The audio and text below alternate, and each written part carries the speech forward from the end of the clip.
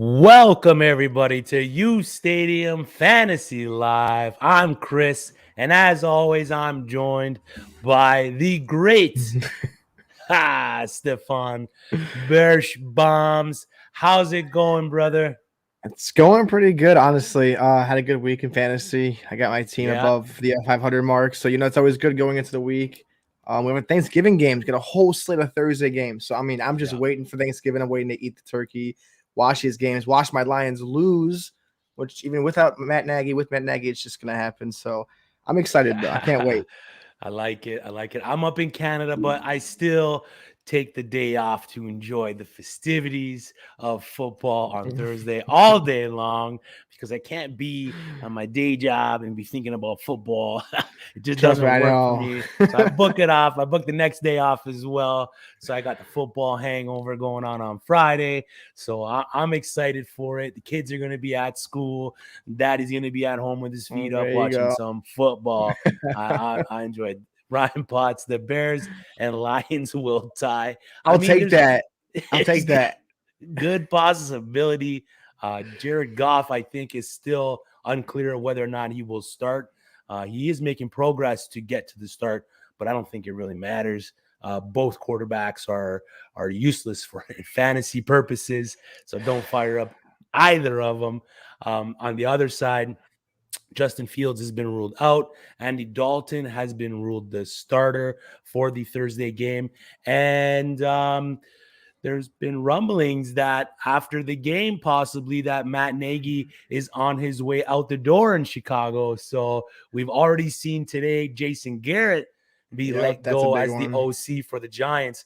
I mean, does that open up the possibility of Saquon finally being unleashed in that offense? Like, what are some of the outlooks? Like, what are some of the things that we should be looking at in that offense for the New York Giants? Honestly, you look at that team, they've got every position stacked up. They drafted, okay, they have good offensive weapons. Galladay signed a huge contract. Kadarius Toney's there, Barkley's back, Booker's there. They should do well, right? No, Yeah. I think No. Jason Garrett is like thinking he has the Dallas Cowboys of old age where he can just run the ball. But I Clap his don't hands. yeah, you know what? I thought it was gonna be a good offense. I kind of bought into it a little bit with the hype, but it's needed to happen. This was one of the worst offensive teams. Last night was just pathetic. I know it was the Bucks. The Bucks didn't have any secondary players, but you're gonna tell me that you had a 10-17 score and it ends up being 30-10. Like the Yep. Giants couldn't get anything done. Yep. Daniel Jones is throwing 2 picks a game. It's not looking good, so it had to happen. I'm glad it happened. I like the move. Hey, if it's not working, get him out. Let's see if we could put someone else in and have like a late season run because they're still in contention to win the NFC East. That's how much of a crapshoot it is because the Cowboys right now are looking a little suspect. So if they can play their cards right, you never know. But this needed to happen. Yeah, and the fact that Andrew Thomas, the lineman, has more touchdown catches than your free agent grab in Kenny Galladay and your first round pick wide receiver in Kadarius Toney. Yeah. I mean, that just goes to tell you that something had to change in that offense, and Jason Garrett had to be the head to chop. He had to be the one to come off of the staff. I mean, who else are you gonna let go? You're not gonna let go of your quarterback. You're not gonna let go of your wide receivers. It's the guy No. that's implementing the plan, right? The game plan on a week in, week out basis. And we saw it in Dallas. Like his offenses in Dallas, even though he was just the head coach there, they weren't prolific. Like he was an 8-8 team. He was in the middle of the pack. He wasn't that great of a head coach. And then he moved to be the OC for the Giants. And they just don't look good, man. They don't look good offensively. They have their moments, they have those flashes, but again, when a lineman is leading touchdown catches over your other two acquisitions, Oh God. it's doesn't look good. It's not a good look. So now Freddy Kitchens is the interim OC for the Giants. We saw what he can do as the OC for the Browns. Head coach wasn't that great, but he was a decent OC for the Browns for that year or 2 years. I think he was the OC there for. So I'm looking forward to what they can do. I mean, it's only up from here, I'm guessing, for the wide receiver core, right? You literally took the words out of my mouth. How much worse can you get? Like, what are they doing? They have no offensive firepower. They have all these good names, but they have Mhm. nothing to show. It's like you have a fast car, but you don't know how to drive it, you know? So Yeah. I think Freddy Kitchens might not be the answer this year. I think it's going to be going into the off season. They'll fix it, but I think he's a good fill-in because, like you said, you can't get worse than that. So you can only go up. And if they find a worse position than that, then I don't know. It's a different conversation for another time. But Yep. Yeah. They put the pieces around Daniel Jones to succeed, but it just ain't happening. A exactly, couple other notes from the NFL around the NFL news: Alvin Kamara and Mark Ingram, running backs for the Saints, both dealing with knee injuries, did not practice today. They weren't on the practice field. So Tony Jones automatically becomes a deeper waiver ad. If they play Thursday against the Bills in the late night game, pay attention to tomorrow. If they don't practice tomorrow, I don't see them playing Thursday, and Tony Jones becomes an automatic grab. So go pick him up if he's on your waiver wires. Ty Montgomery as well. He did practice. He is healthy. He's on the field. We already mentioned that Andy Dalton was named the starter for Sunday.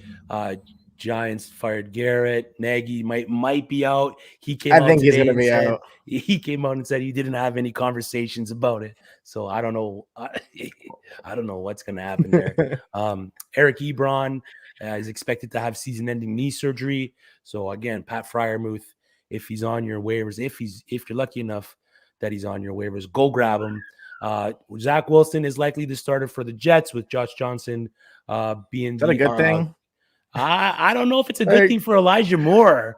I Because mean, it's like a revolving door. Like the Jets have yeah. a revolving door. Joe Flacco, Mike White, Josh Johnson, Zach Wilson. Like, is Josh McCown somewhere waiting to come up? You know, just to be the starter on this team.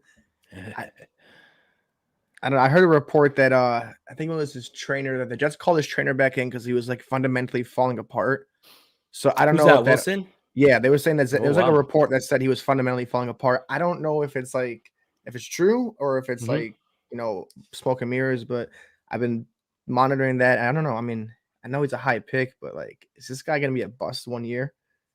I Like, can mean, you like? we've seen it. We've seen it happen lots of times, especially at the QB position, right? Yeah, I mean, he only really had that one great season in college, well, which led to his draft stock becoming so high the over Mitchell at BYU. Trubisky thing. Yeah, exactly, right. So, definitely a possibility that he is a bust. I mean, I hope not. I hope he's not a bust Yeah, because the kid's got a big arm. But I mean, who knows, man? And the reason why he's back in the fold to start is Joe Flacco and Mike White were placed on the COVID IR. I think as just close contacts. I don't think any of them came down with it. I didn't hear anything that was like positive. So yeah, I think it was just close contact. They put him on there. I mean, it's kind of like a good way for them to activate Zach Wilson in a way. So like it kind of, I think they just did 2-for-1, and I think Josh Johnson's the only active other quarterback right now on that roster. Yeah, I wouldn't be surprised to see Josh Johnson come in at the half if Zach Wilson struggles there, man. We're gonna It's catch not. some heat from Nick and Frankie for this one. We are, Just know but it. man, we got to be true, right? We got to be I real here. That's what yeah, we you're got to right. do, man. We can't beat around the bush with the Jets. I mean, they aren't that great. Michael Carter suffered a high ankle sprain as well. That's unfortunate. The kid was absolutely balling Yeah. out these past few weeks. So we lost him. The Jets lost him. I mean, lone bright spot, Elijah Moore, man. Elijah Moore's Oh, been that guy's a absolutely stud. lighting it up for the past 2 or 3 weeks. We've been telling you guys, pick this kid up. I think he's been on our waiver ad show for the past 2 weeks. Like, he's been on our top must ads. You got to go grab this kid.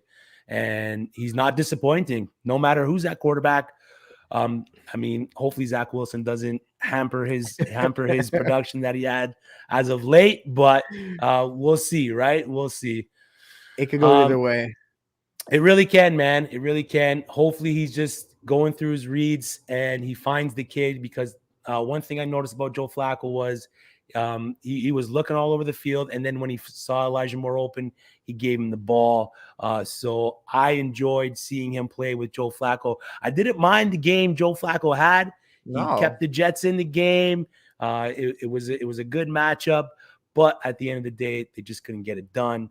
but Elijah Moore, I think 118 yards. I think, was it 130 or was it 118? 130. Yeah, maybe I think it was 130 130 in and a a touchdown. Yeah. But like we called it, like we said that like Joe Flacco knows how to get certain people that are like playmakers the ball. And that's exactly what he did. Now he's out of there, but like I hope Elijah Moore can take this momentum, go forward with Zach Wilson, and they can build some chemistry because that could be a good duo. And Zach Wilson needs what Denzel Mims was supposed to bring to that Jets team into it. It's like Elijah Moore is the new Denzel Mims hype, and he's actually going forward with everything he's given. So these are two bright spots. I mean, Michael Carter comes back. That's another bright spot. Nowhere from here, really. Like you can't go worse than anything than Jets. So yeah, they can't take away wins, and they got more wins than the Lions. So nothing, you got to take the positives when you can take the positives, right? Yeah, it's all right. Let's get into why we're here. Before we do that, like the stream, subscribe to the uSTADIUM channel. There's tons of great content that we're giving you guys on a daily basis. Also, download the uSTADIUM app. The link is in the description. So download it, head over there. You can talk to us. Takes is dropped. So we got that going as well. That's huge.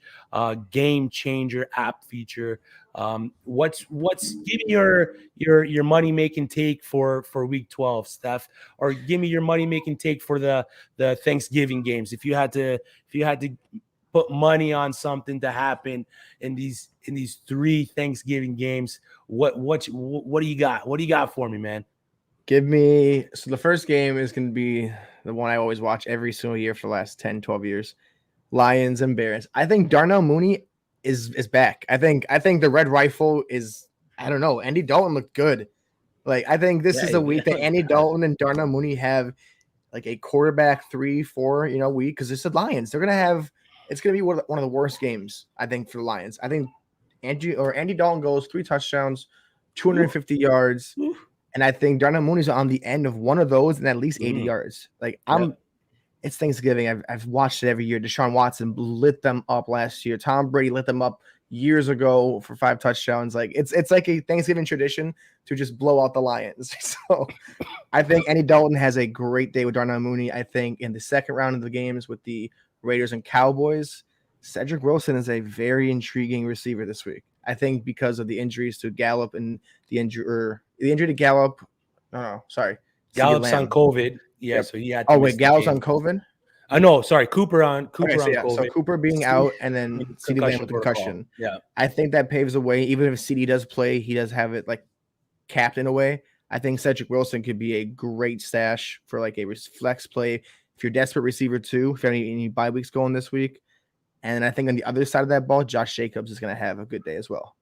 Yep, I like that. And then the last game of the night was the Buffalo Bills game. Buffalo and the Saints. Who that? Oh, Trevor Siemian, QB4 over the last few weeks, my man. QB4, put some respect on his name. All right? Numbers don't. You know what? You're right. Numbers don't lie. It's there. Fantasy numbers don't lie. He's doing good. Wins or losses, it's fantasy. I mean, you care, but others that take him, they're like, eh. Yeah, I agree. He's that good that he makes you freeze in the moment. I agree, Steph. I completely agree with that sentiment. Are you back? Oh, no. He's still flabbergasted by Trevor Siemian's output for fantasy purpose. Thanksgiving take. Is mac and cheese Thanksgiving food?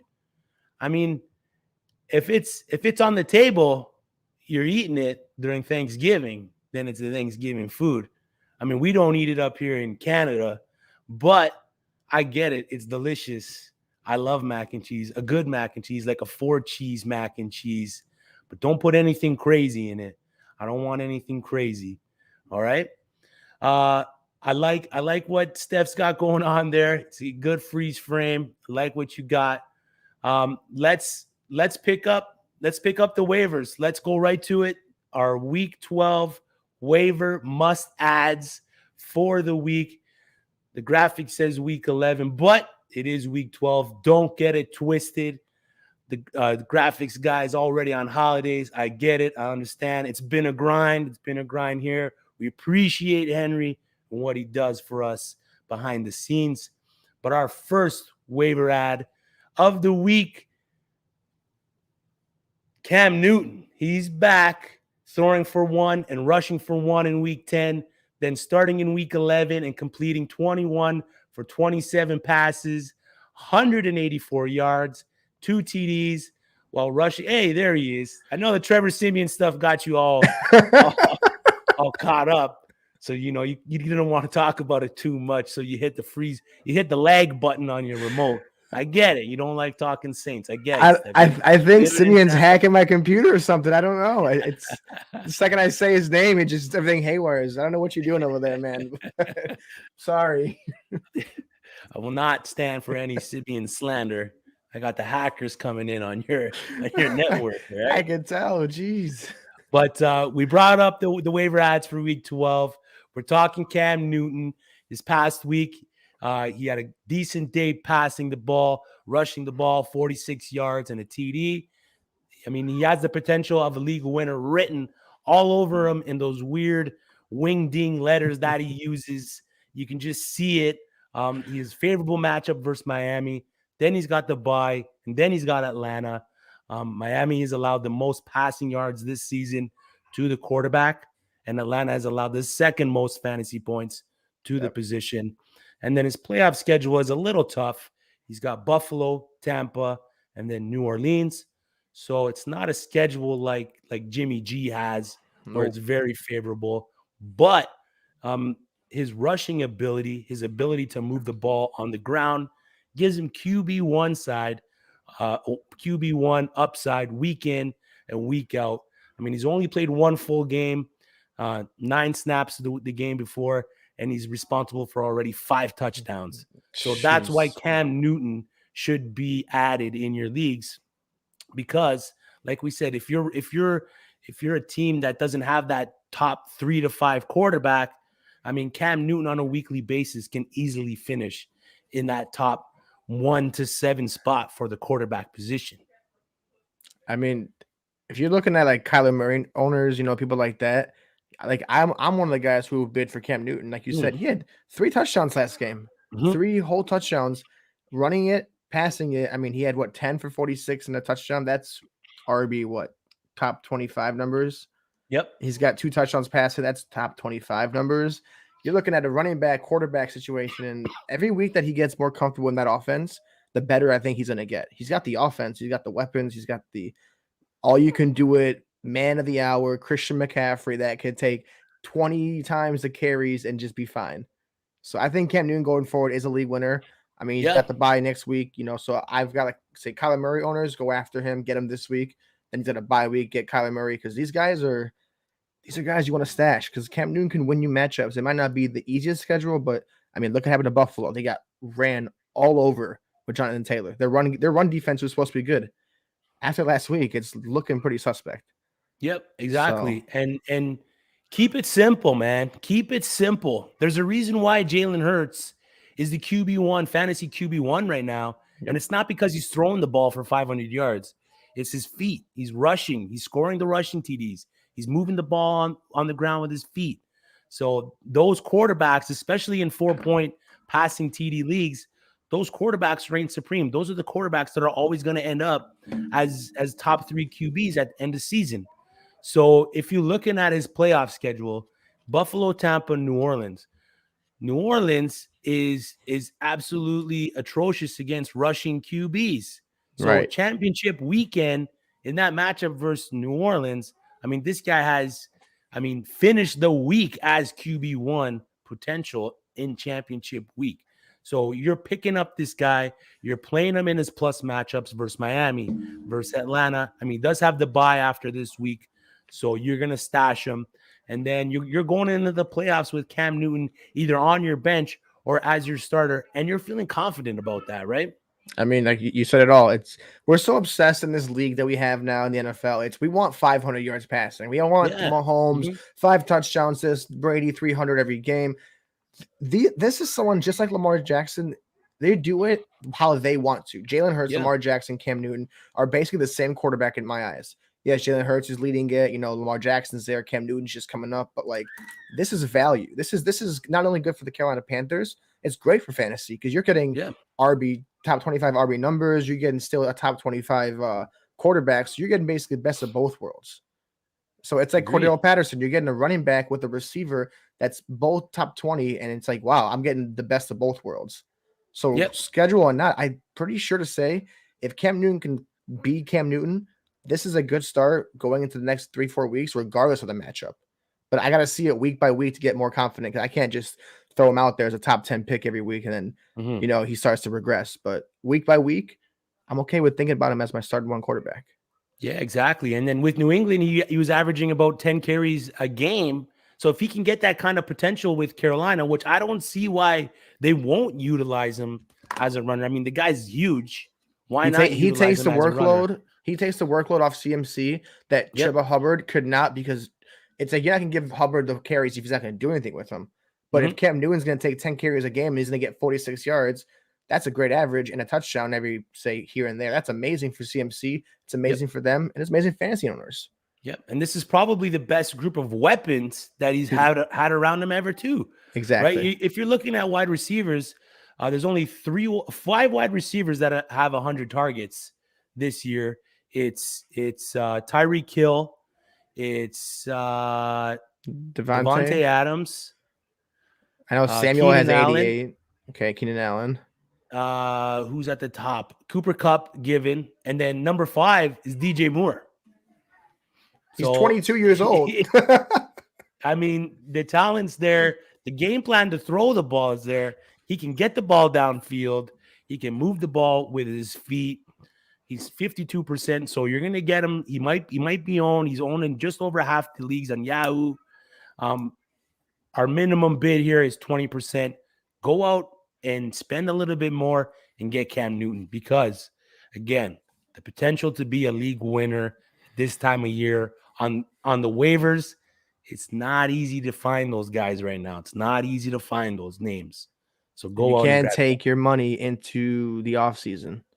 Exactly. So don't spend it all, but spend it wisely. Spend it where you need. You need to bulk up the position. Depth is very important. I know there are some tempting names out there, but like, if you have the running backs, no need to stack another running back when you can't do anything with them. Get Cam Newton, so you never know what's going to happen. It's been a lot of injuries this year. Cam could be a great guy to go forward. We keep preaching it, so I mean, hey. Yep. Make us look good, Cam. That's it. I mean, and like this week of waiver ads too, it's a little light, which is a good thing, because that means there hasn't been a lot of injuries per se. So it's a little light. So having a guy like Cam Newton, if he's on your waivers, just go grab him, man. And I'd rank this entire list that we have here exactly how it is. I wouldn't change a thing on that list we have from Cam down to Matt Breida. So, So with that, let's get to our next waiver ad of the week. Ty Johnson, running back for the New York Jets. We brought it up earlier. Michael Carter, high ankle sprain, is going to put him out 2 to 3 weeks. So Johnson has the potential to be the lead back in this offense. Tevin Coleman is there. Flacco and White are out Sunday. So most likely out of the 2 RBs between Tevin Coleman and Ty Johnson, Ty is in line for more of the receiving work, which will ultimately make him the more valuable back to grasp a hold of in this week's waiver cycle. No, I 100% agree with you. I mean, he had a subpar last game. I mean, everyone expected it, but I mean, he had 1 carry, 5 yards, 1 catch for 8 yards. I mean, he was the second string behind a guy that they were giving the ball to. But of course, when injuries happen, opportunity arises, and this guy is going to take the bulk of the carries, the receptions. Coleman will be there, and I'm not really worried as much as if, say, Carter was still healthy. Nah, Ty Johnson's not really there, but like him, it's being him and Coleman are the only 2 ones there. I'm more confident in Ty Johnson because he's younger. He knows the system a little bit more because he's been in that backfield for a while. And when his name was called, he did a decent job. So if you have him, if he's on the waivers, go spend a little money. This is like a week. If you need a running back, you need that crucial win. You need like, hey, I'm going against this guy. If I lose, I'm kind of out. If I win, I'm more securing a playoff spot. This is a good risk to take. Yep, I agree. And Carter, he was averaging 17.6 opportunities between weeks 2 and 10. So he's leaving behind a substantial workload that could be soaked up by the hotter hand in this offense. They got Houston and Philly the next 2 games. It's a favorite matchup as well. Houston. Exactly. Yep. Houston, Philly, both bottom quarter of the league in terms of allowing, or top quarter of the league in terms of allowing points to the RBs. So he's in for an increased workload for the Jets. Week 12, you're going to want to scoop him up. There's not many other running backs on the waiver that are going to be carrying a potential workload like Ty Johnson. Simply put, Coleman out-touched Johnson when Carter went down, but Johnson holds more value because of the involvement in the passing game. So that's why you're going to want to add Ty Johnson over Tevin Coleman. Tevin Coleman might see more rushes, but Ty Johnson's going to be a lot more involved in that passing game. And if you're in a PPR league, that's where you're gonna gather those points. You're gonna snowball those points into him having the opportunity to have a bigger game, right? So I see the Jets passing a lot this weekend. So Ty Johnson could definitely be one of those guys that, just gives you a safe enough floor where it keeps you in your week, where if you maybe go get a Tevin Coleman, he can end up with 10 carries and 40 yards and not do much for you because you won't see much in terms of catching the ball. So that's why we have Ty Johnson ahead of Tevin Coleman for this week's waiver ads. And the Jets are always down. I mean, last week was, one of those rare games where they weren't down much. But when they're down, they're not going to pass it to Tevin Coleman. Ty Johnson's got the receiving ability. He's more of a receiving back. That's why Johnson will get more of the touches, but Coleman gets more of the rushes. So, just like you said, it's Johnson's backfield to lose at this point, and I don't see that happening. Yep, I agree, man. I agree with that. So, again, he's owned in just about 80% of Yahoo leagues, and we're telling you a minimum because the RB playing field is a little down right now. So, if you're a competing team and you need that RB help, you need that flex help, Ty Johnson's a guy you're going to want to go grab. So we got him at about a 25% fab budget just because Carter is out for 2 to 3 weeks and the Jets have a nice schedule up until the point where Carter comes back. So that's why you're going to want to spend a little bit more now on him while you can, because if he blows up this week, your opportunity to get him, most likely after this week, he's going to be claimed. But if he goes unclaimed, your opportunity to get him, you're going to have to spend a lot more. Next on our list here is Nick Westbrook Ekini. Is that right? Ekini, I think, something like that. Ekini? Something like that. Yeah, for the wide receiver. So we'll just stick at Nick Westbrook for the Tennessee Titans. One of my big plays last week, Marcus Johnson re-aggravated his hamstring injury. And AJ Brown, he's down. Julio's down, still on the IR. AJ Brown's status is as clear as mud at this point for this week's matchup. Nicky Wee, as my little short form, I'm going to call him Nicky Wee, has the potential to build off his Week 11 breakout where he posted his highest snap share and a stat line of 7 catches and 107 yards.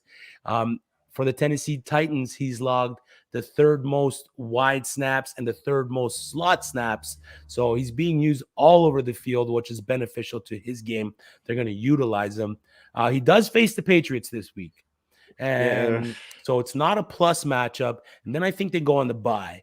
So we have him as an ad just because if AJ Brown plays, and we know the history of Bill Belichick coaching, he's gonna take AJ Brown out of the game. And if AJ Brown plays and the New England Patriots put all their efforts into stopping AJ Brown, this opens up the opportunity for a guy like Nick Westbrook, a Chester Rogers, another secondary wide receiver in the Tennessee Titans offense here. So I like Nick Westbrook this week, especially if AJ Brown is playing, but I kind of like him too as well if AJ Brown isn't playing. So go add Nick Westbrook. He's at 0% Yahoo here. So go grab the guy. I mean, he looks good. I mean, like I said, it's just process of elimination. No AJ Brown, no Julio, no Marcus Johnson. Now it's Nick Westbrook, Nick Wee. Just get up there, catch some passes. This offense doesn't look good right now. I mean, Henry, he's taking a toll on this offense. So they got beat by the Texans, man. Yeah, man. And that sucks because that's a game that you should win and you should win handily. But you know what? It is what it is. It's the NFL. Nick Westbrook, get out there, catch those catches. You got it was 8 targets he had last game. This kid's he could be a stud. He could be someone that they are looking for because the other guys that they signed aren't doing anything, and everyone just doesn't want to stay healthy. So I don't know. Nick Westbrook, prove us wrong. Be the receiver too that they need because Tannehill needs help. He's got nothing right now.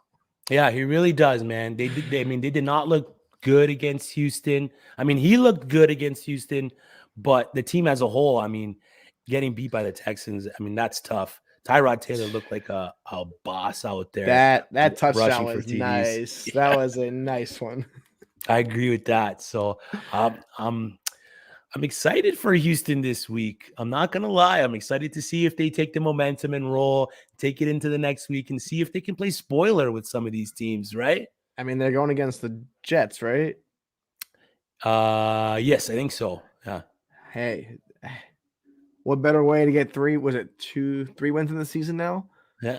It's like the toilet bowl. So who's the worst team?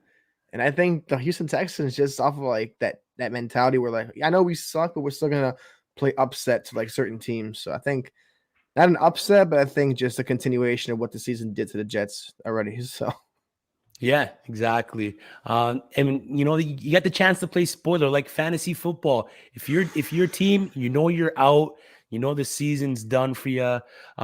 Don't quit. Play spoilers. Set your lineups. Make sure you're doing that. Make sure you're making ads. Play up until you can't play anymore. I mean, that's why we do it. Spoil the first place finish for some of these guys. Maybe take someone else out of the playoffs with you if you got the chance to do it. That's the greatest. Like, if you're not gonna win it, just make like someone like that's in first place and like, oh, I'm just playing. Ruin someone else's guy day. this week. Exactly. Make him lose that bye week because if like I've had like leagues where I had a bye week and I when they still tell you how much you had, and I'm like, wow, if I didn't get that bye week, I would have lost. Yeah. So like it's a big thing. Sure it is. Take the players off waiver wire, still play. Maybe he'll hate you because it's like, why is this guy trying? Well, I'm trying because I don't want you to win. Exactly. And everyone's gonna hate you for it, but like it's the best. It's kind of the best feeling if you're not gonna win. Exactly. So, league integrity is the most important thing to have successful leagues, right? Yes. I don't like playing in leagues where guys aren't setting their lineups once they're out. It's just it's a whole lot of nonsense. And I don't appreciate it. I'd rather lose against the last place guy that sets his lineup than win against the last place guy who just forgets about what's going on. Exactly. So take that as little advice. Set your lineups. Sorry. No, you're good. Our next ad, big news for Houston. They dropped Philip Lindsay. So now he's off the team. Big shocker. So David Johnson, this is pretty much an addition by subtraction. The Texans, they cut Phil Lindsay. I mean, one-time 1,000-yard rusher, Philip Lindsay for the Broncos. Now it's the Texans. They let him go. I mean, ultimately, David Johnson takes the RB1 role in Houston. He isn't as sexy as we once knew DJ to be in Arizona, but the value of volume is there for David. I mean, he had 13 carries. I know I'm gonna get the people saying, but Burkhead had 18. Yes, but just like the last backfield we talked about with Ty Johnson and Coleman, it's okay to have 2 people in the backfield. Burkhead, David Johnson. I mean, who else are they gonna have? They had like a plethora of like 7 running backs. Scotty Phillips. Yeah, now they're down to 2 running backs, and the only 2 running backs that are veterans in the league that can carry the ball, that can receive the ball. So I think David Johnson, a little bit of sprinkle of Rex Burkhead as an honorable mention to him. I mean, it's not pretty, but hey, it's the New York Jets. Why not for 1 week? So again, but his rest of season schedule is Jets this week, Indy, which isn't a great matchup, but then he's got Seattle, Jacksonville, 2 good matchups. He's got the Chargers, and then he's got San Fran for the final. So not a bad rest of season schedule. And the way the Texans are playing to play spoiler, I mean, I don't hate the ad at all. They're not stopping. They're like we just said, they're a team that will want to ruin the Buffalo Bills. The Jaguars beat the Bills, and I know it didn't mean anything for the Bills. Like, oh, we lost. It's a huge upset. Like, yeah, of course. It's a great mentality booster for your team. And coming off a win and a potential easy dub again, because I personally think Houston is better than the New York Jets at this point. Yep. So there's no reason you guys shouldn't win this game. And David Johnson should see 55-60% of carries, and I think Burkhead sees more of the receptions, though. Yep, I agree. I mean, in the red zone, DJ leads the RB room with 55% of the target share in that red zone. He averages about 3.3 targets per game. So those numbers with the subtraction of Lindsay should see Johnson's floor rise to somewhere, I'm going to say, 10 to 13 half-point PPR points per game. So that's a great floor for a flex player, kind of like an RB2 if you got bye weeks, a bye week filler. Another guy that if you got the room on your bench, you don't want another guy to have.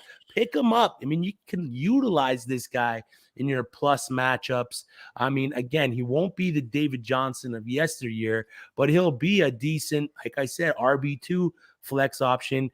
I mean, the only issue is Tyrod snaking those pretty TDs, right? Yeah. That's the only other thing. It's like Tyrod looks so pure running the ball. It's like, and we're happy to see Tyrod doing that, so we're okay with it. Of course.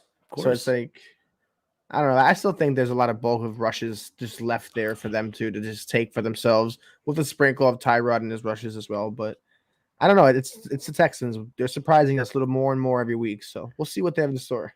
Yeah, I like it. I like the ad. I'm excited for what he can do. Hopefully he can get to if he can get to 2/3 or a half of what he did in Arizona. I mean, I don't hate it at all, man. I'm all for it. It's a former first overall fantasy pick. We all know what he can do. Yeah, we all know what he's capable of.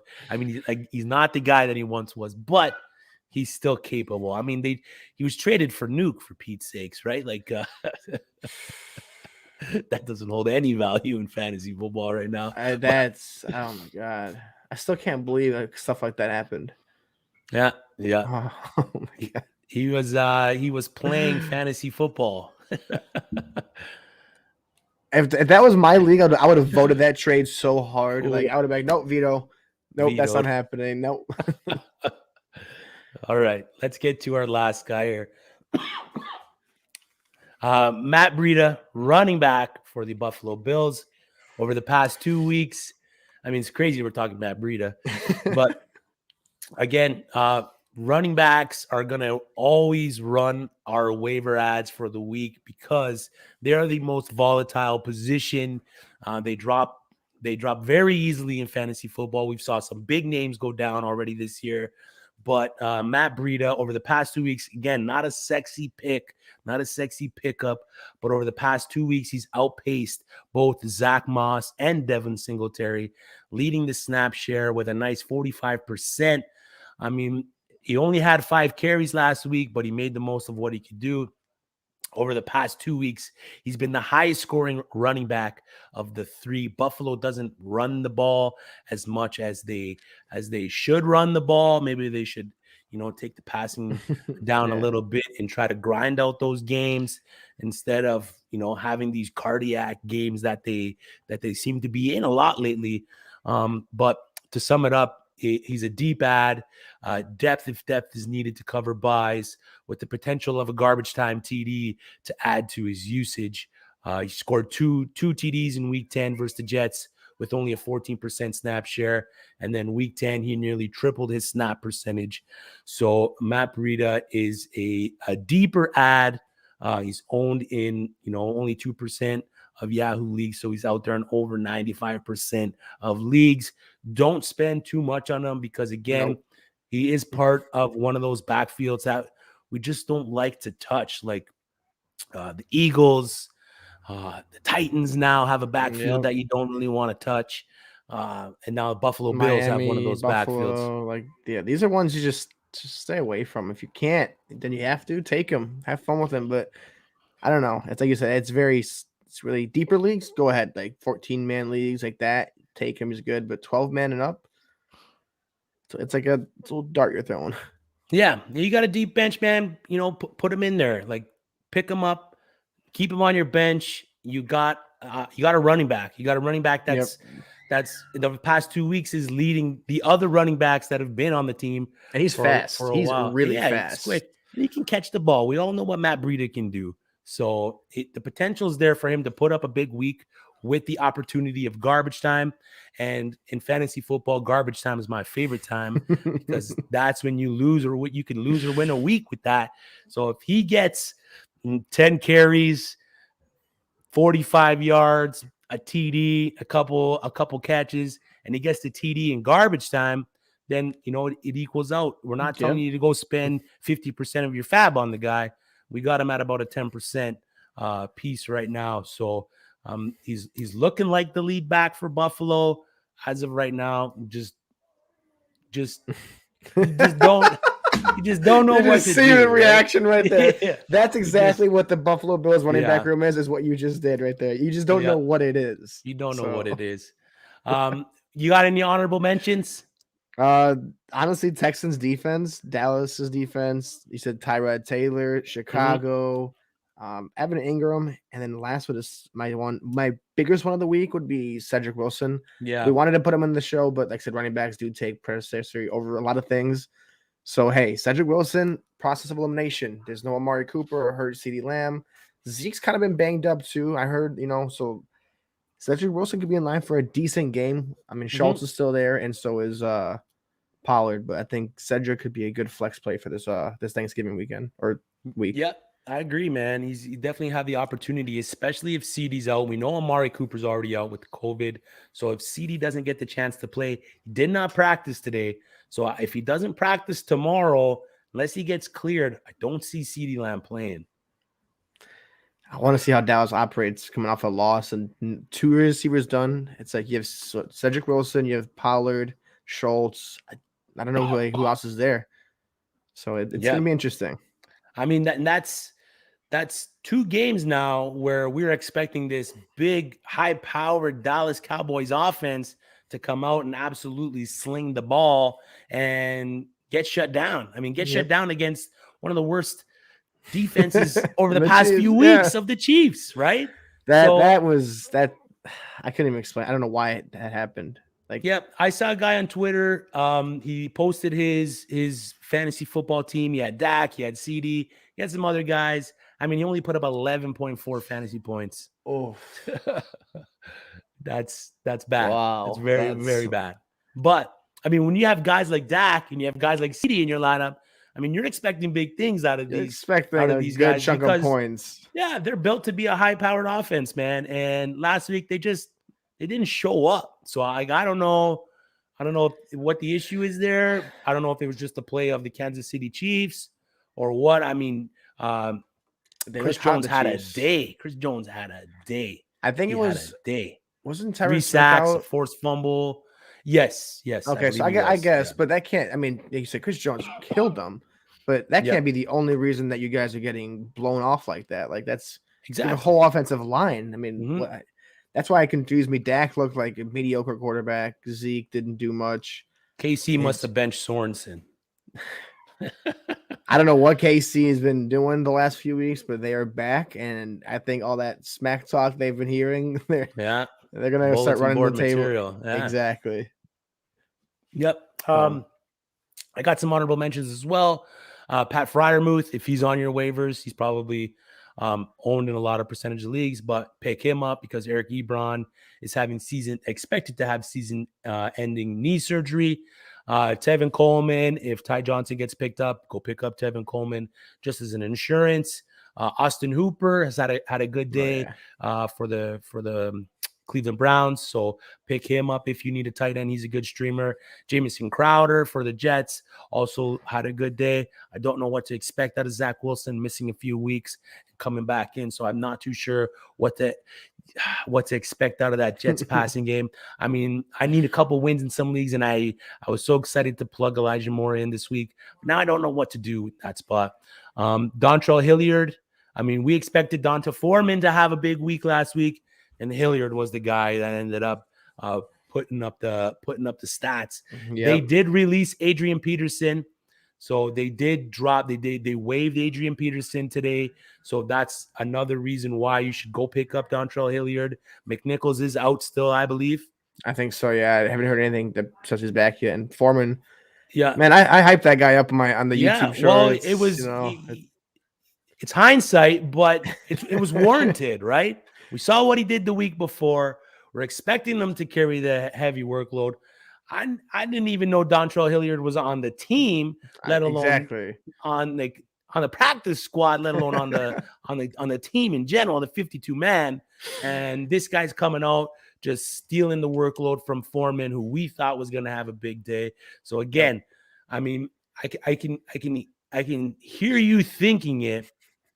I'm not talking Titans backfield anymore. Just like you said about the Eagles, you're not talking Titans backfield, which is totally understandable because it's so unpredictable without Derrick Henry that you don't want to put any of those guys up there and say start this guy because you just don't know what's going to happen.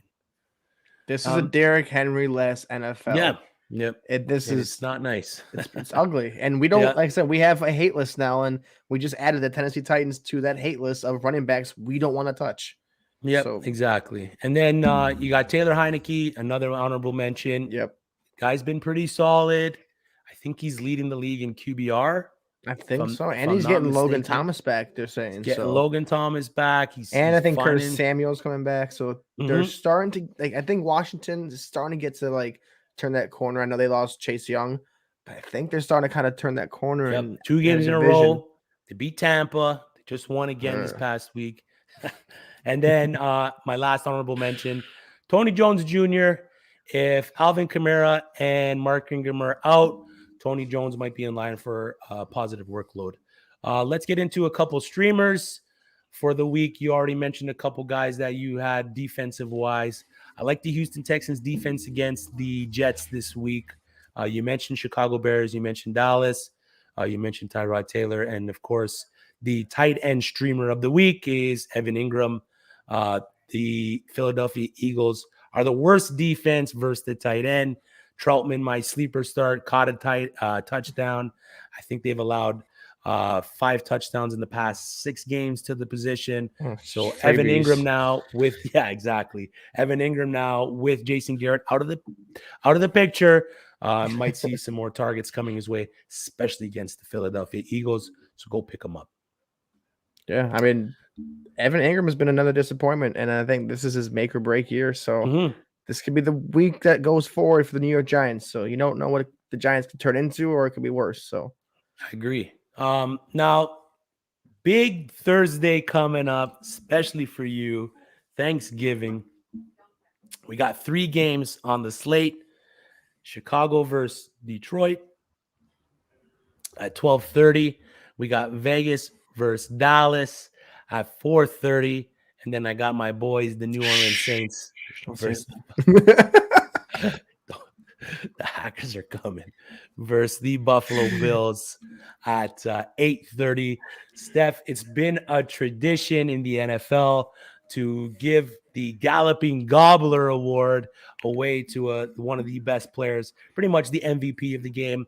We were talking about it earlier. I miss those old Madden turducken days. Yeah, with the duck inside the chicken, inside the turkey, and the football players just absolutely wrecking the spread.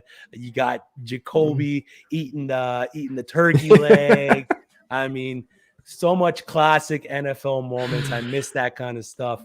But if I'm gonna ask you to give me, and I'm gonna give mine, give me your Galloping Gobbler for each game. So give me your fantasy MVP for each game you got. So you got Chicago, Detroit, Las Vegas, Dallas, and Buffalo, New Orleans. So if you were to give a turkey leg out to a player in each of these games, fantasy-wise, who is it and why? Game 1, I'd probably give it to DeAndre Swift. What this man has been doing over the last 11 weeks has been nothing of just amazing. I think he gets the gobbler. I think he gets all the yards. I think he's the one that's the offense is going through with or without Jared Goff. So for that game, I'm saying DeAndre Swift. The second game is Darren Waller. I think Darren Waller showed last week. He made me regret sitting him, So I think he continues that. I think Derek Carr and him have that connection back together. I think they bounce back in a big way. I don't think they win the game, but I think offensively it's going to be like a shootout. I think this is what we thought the Chiefs game would be, is what the Raiders game will be. And I think Darren Waller. Dallas with the shootout word, all right? I think Darren Waller has his like 12 targets, 100 yards in a touchdown game, and then the Buffalo game. I want to say Stefan Diggs. I do, but I think Dawson Knox comes back good Oh, I this like week. it. Yeah. I think Dawson Knox could be the reason that they edge out the Saints and number 15 at quarterback. And I think he has at least 7 catches, 80 yards, and a touchdown. I like it. I like the Those are my calls. 3. Those are your 3. For me, the Chicago game, I'm gonna go David Montgomery versus the Lions. I think with Andy Dalton starting under center, they're gonna lean on the runner a little bit more. Damian Williams is a DNP, so he only has Khalil Herbert behind him. The Lions are one of the worst teams versus the run.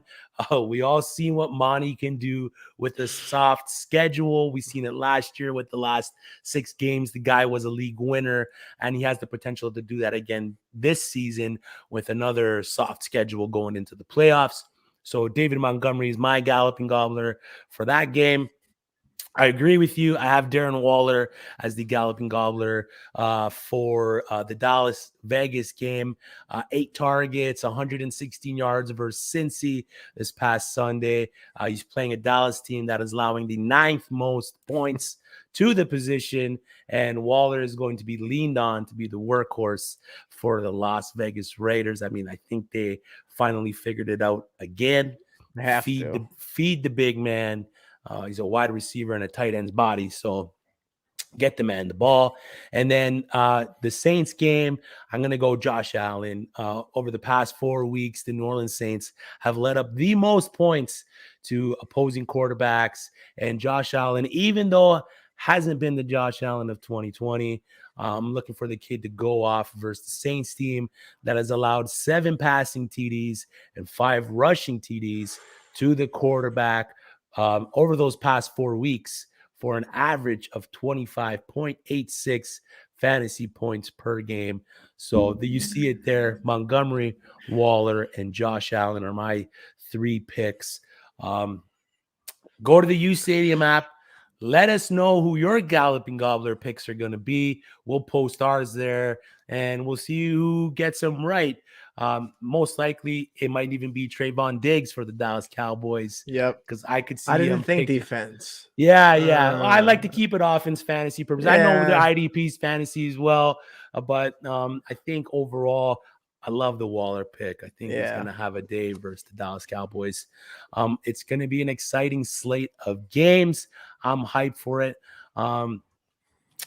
Steph, you got anything else? Well, I'm gonna get ready for another Lions loss. Eat some turkey. Another year, another L. Outside of that, I'm gonna just get my starts and sits ready because I've got some interesting ones for the week. And there are not that many games on Sunday, but I might get a lot of criticism for a few ones that I have sitting this week. So hopefully it doesn't bite me in the butt like Darren Waller did, though. So I like it. If we're doing a little spot draft here, and you had to draft your top 3 Thanksgiving dishes, what are they? Well, of course, turkey. Turkey number 1, yeah. Turkey I want homemade mashed potatoes and gravy. I don't want that like in a bag stuff. I want like the potatoes chopped and everything up. And then my last thing would have to be the cornbread. Ooh, I like it, man. That's 3 my perfect solid trio. picks right there. I like it. Yeah, for me, it's turkey, of course, not 101. And then you got the mashed potatoes with the gravy. I like the mashed potatoes with the garlic a lot. So I'm a big garlic guy, man. So you put the garlic in there, put the gravy, and you smush it all around. You make the gravy volcano with all the mashed potatoes. And then stuffing. Ryan, you got it, buddy. Stuffing's got to be up there. Got the mushrooms in there and everything going on. It tastes like the turkey at the end of the day. So it's all one in itself. At the end of the day, you're just, you eat it. You're watching football, and you probably don't even make it to halftime because the turkey's putting you to sleep. So I like it. I'm excited for the games. I'm ready to go. Make sure you tune in Sunday. We have Steph Smalls from Champions Round and 32-Bit joining us. Okay. To talk. I know she's a big Giants fan, so she can be talking Giants. I mean, big news, Giants. Giants fans going on in the NFL today. But Steph, let them know where they can find you, big guy. Oh no. Okay. Right here on Twitter, like I said, my DMs are open. You can tell me what you want, give me your opinion, if you want some sit starts advice, I'm there. Go also on the app. It's the Bearish. Like I said, ask us any sit start questions. The Thursday games are starting, so let us know now. That way we can get ahead of it. Yep. If you have anything for Sunday as well, we have our shows. Just comment, just keep it going every week. It's getting closer and closer to the playoffs. So, like I said, every drop, every pickup, every dollar spent on waivers it's important now. So this is the championship run for some, and this is a spoiler version for others. So, yep, exactly. And like the stream, subscribe to the channel, download the uSTADIUM app. The link is in the description. The links to all the social media pages are there as well. The Twitters, the TikToks, the Instagrams. You can get to us from all of those, but we prioritize the uSTADIUM app. So make sure you get that app. You find the Fantasy Football Stadium and you get to us on there. We appreciate everyone who's joined us for the past 11 weeks. Fantasy football is afoot. That is it for us today. Enjoy your time. Happy Thanksgiving, guys, to all my American friends. And we'll see you guys Sunday. Good luck. Set your lineups.